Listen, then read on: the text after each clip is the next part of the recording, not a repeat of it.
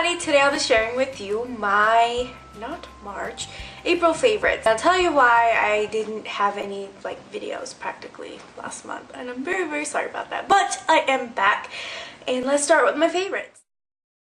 I have been so into these kind of very light pastel colors. This nude one is my perfect nude. I'm wearing it right now, minus, not the mint color. But this nude is called Spin the Bottle, and this beautiful pastel lilac is called Go Ginza. They're both by Essie. I absolutely love these colors. My favorite nude, and I get a lot of compliments on this one, so this is definitely a keeper. I have been wearing a lot more corals like these two. These are definitely oldies but goodies. I don't even think Milani even makes this packaging. The label is not even on it. It's a sheer red with gold glitters in it. It's not like obnoxious glitters. I like it topped off, or even by itself it looks really pretty. And this is by CoverGirl. It's number 960. Talk about dyslexic right there.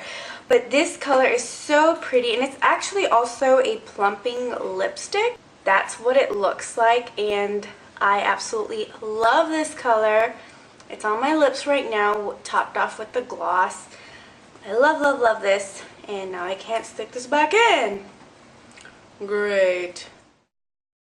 I have been loving my Naked 3 palette. That's what I have on right now. I'm really sad that this actually fell down off my counter and popped out some beautiful shadows. Actually, like half of them popped out. That's what I hate about the Naked palettes. Like a lot of them, the shadow just popped out. But I mean, I can just glue it back, I guess. That's fine. But I mean, for $50, don't you expect it to be made with like special glue? She is just like all over the place. No, don't kiss me right now. This is Duchess. I haven't shown her in a long time, have I? Forget Urban Decay. This is my little puppy. Hey, baby. Do you like her dress? Isn't she so fancy? Look at her. Look at this fancy little puppy. She turned 1. She turned 1 this month, right? Yes, baby. She's full grown, and she's full 3 pounds. Yep. What a big doggy you are. I also have another favorite. These lashes are by Kiss. It was actually sent to me from Influencer, and I didn't even like talk about them. I do not feel them on my eyes. It's the first pair, because they're so thin and natural. I have not seen them in the stores. I don't know where to freaking find them. I don't know the number, but they're the natural line from Kiss lashes. I'm guessing they'll be at like Walmart or Target, because I always see Kiss lashes at places like that, and I have not seen them anywhere, and I really want to find some because they're fantastic. Like, as thin as they are, this is probably like my 7th time wearing them, and yeah, you have to be really careful because they're so thin and they might like tear apart, but I love them, like for a natural kind of look that's a little bit glammed up, like sometimes I want to give my lashes a break from mascara every day, and these are it. Oh my god, and the glue's fantastic. I'm using their glue. The glue that it even comes with is fantastic, so they're really good lashes. Can you tell that I'm like, oh, excited about these lashes? My shirt's kind of wrinkly. I'm sorry, how did it get so wrinkly? I ironed it. Believe it or not, I whipped out my good old Maybelline. I have been picking this over my MAC powder foundations. I think it mattifies longer and better. Not better coverage, but like just as a face powder, it mattifies better than the MAC Studio Fix foundation, and that thing is mattifying beyond belief, and it's like a very thick powder. This is kind of thick for a powder too, but I just love it. I love it. And speaking of old favorites, I have so many concealers, but I whipped out my MAC concealer, and you know what? This covers the acne scars quite well, and I totally forgot about it, but it was in my purse for the longest time. I forgot that it was in there, but this little girl, when I was at home one day, she went through my purse and played with mommy's makeup, and I come home and she was trying to like chew this up. That's why it has like little marks all over it, but yeah, she was totally trying to chew it up, and the inside got like all jacked up, and let's not worry about that. She didn't actually get to the inside, but she punched in the little glass on the outside and it mushed the things on the inside. Thank goodness she didn't like eat the makeup. Oh my god. You would have died.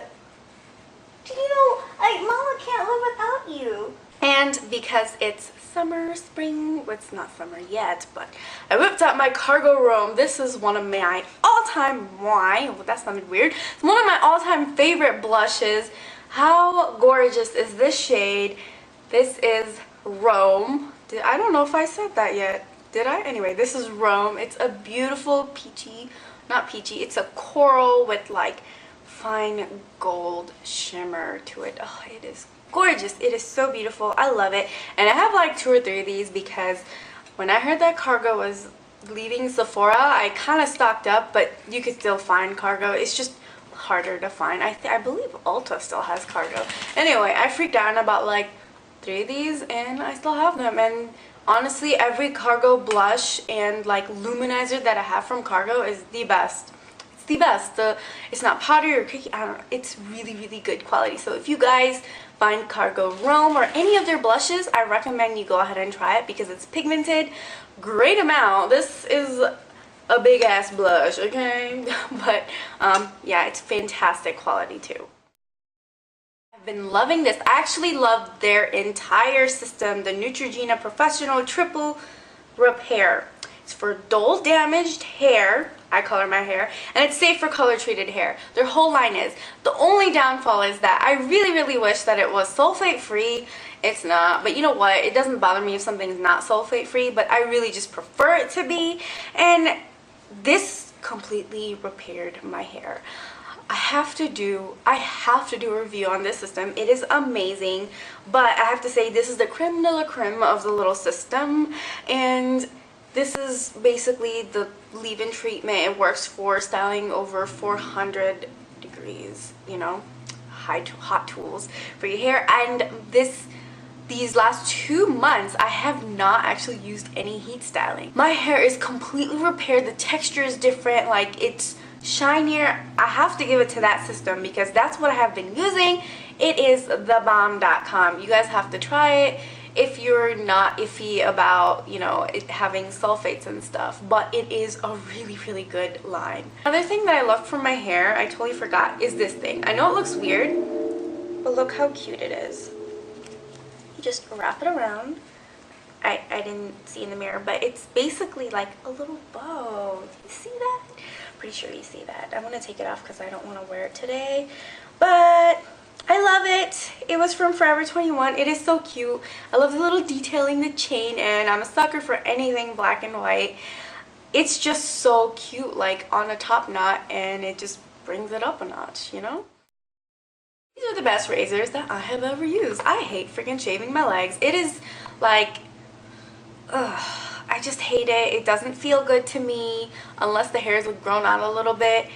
And I've never actually used sensitive skin razors. I've only used like men's razors because in my head I'm thinking, well, they have to shave such like coarse thick hair. It probably just takes off the hair a lot faster, quicker, easier and all that, and it's probably sharper. But I did try this and it's fantastic, and I had some coupons, so I went and I bought like 2 or 3 of them just to stock up, and it was about to expire, so I bought these. But it like moves when you move. I don't know, move, you move. These are fantastic. It has this like jelly strip thing. It's hypoallergenic. It works so good. I don't even know how to freaking explain it. It just works really good. And you have to change, I feel like the little blades on it last a lot longer for some reason compared to my other stuff. So this was very random, but yeah, go try it if you hate or get very irritated on your legs when you're shaving them. Food favorites. I love, well, this isn't food, but I drink tea with it. My teacup. I love my teacup. I think this is like the cutest teacup. I don't even like pink. It reminded me of spring and it was so beautiful. I love the shape. It's from Marshalls. It was only like $5, and they have like all these other designs, but that one was mine, and there was only one left, so it was mine. And this wobbly thing in my hand It's a little strawberry strainer, like you put your tea bag in it. It's from Skinny Me Tea. It's an Australian detoxifying tea company. And how cute is this strainer? I've been using, I don't know, it's just so cute. Like, I actually do have tea in here.